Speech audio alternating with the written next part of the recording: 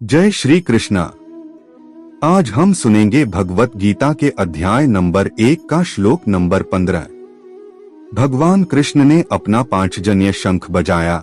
अर्जुन ने देवदत्त शंख तथा अतिभोजी एवं अतिमानवीय कार्य करने वाले भीम ने पौंड्र नामक शंख बजाया। अब सुनते हैं तात्पर्य। इस श्लोक में भगवान कृष्ण को ऋषिकेश कहा गया है क्योंकि वे ही समस्त इंद्रियों के स्वामी हैं। सारे जीव उनके भिन्नांश हैं। आठ जीवों की इंद्रियां भी उनकी इंद्रियों के अंश हैं। चूंकि निर्विशेषवादी जीवों की इंद्रियों का कारण बताने में असमर्थ हैं, इसीलिए वे जीवों को इंद्रिय रहित या निर्विशेष कहने के लिए उत्सुक रहते हैं।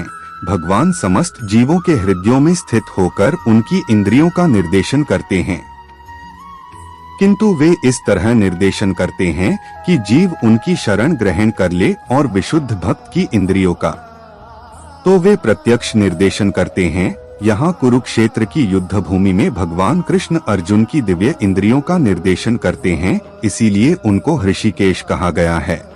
भगवान के विविध कार्यों के अनुसार उनके भिन्न भिन्न नाम हैं। उदाहरणार्थ, इनका एक नाम मधुसूदन है क्योंकि उन्होंने मधु नाम के असुर को मारा था। वे गौओं तथा इंद्रियों को आनंद देने के कारण गोविंद कहलाते हैं। वसुदेव के पुत्र होने के कारण इनका नाम वासुदेव है। देवकी को माता रूप में स्वीकार करने के कारण इनका नाम देवकी नंदन है वृंदावन में। यशोदा के साथ बाल लीलाएं करने के कारण ये यशोदानंदन हैं। अपने मित्र अर्जुन का सारथी बनने के कारण पार्थ सारथी हैं। इसी प्रकार उनका एक नाम ऋषिकेश है क्योंकि उन्होंने कुरुक्षेत्र के युद्धस्थल में अर्जुन का निर्देशन किया।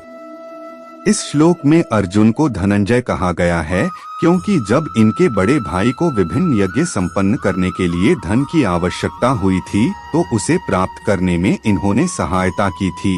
इसी प्रकार भीम वृकोदर कहलाते हैं क्योंकि जैसे वे अधिक खाते हैं उसी प्रकार वे अतिमानवीय कार्य करने वाले हैं, जैसे हिडिंबासुर का वध।